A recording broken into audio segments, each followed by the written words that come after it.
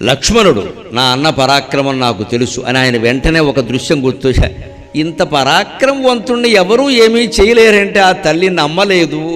వెళ్ళు వెళ్ళు లక్ష్మణ అని నా ప్రాణం తీసేసింది. ఆయనకు వచ్చిందంట కన్నీటి పొరపాపం లక్ష్మణుడు. అయ్యో, ఇంత పరాక్రమవంతుడు యధవ రావణాసురుడు మా అన్న లేనప్పుడు వచ్చాడు, లేనప్పుడు వచ్చి సీతనెత్తికెళ్ళిన వాడు ఉన్నప్పుడు వస్తే ఏమయ్యేది? మా వదిన గారికి ఈ మాత్రం తోచలేదు.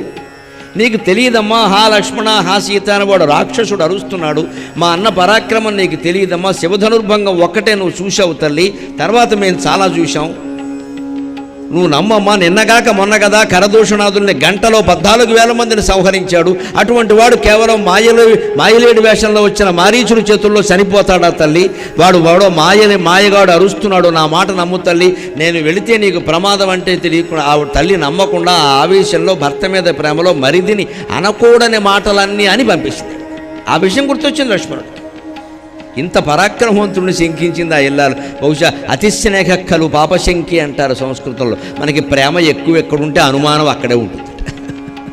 అతిస్నేహక్కలు పాపశంకి అంటారు. ప్రేమ ఎక్కువ ఉంటే అనుమానం అక్కడ ఉంటుందంటారు. అందుకే ఆ తల్లి అలా శంకించిందేమో, లేకపోతే ఇంతటి పరాక్రమవంతుడినా శంకించడం అనుకో.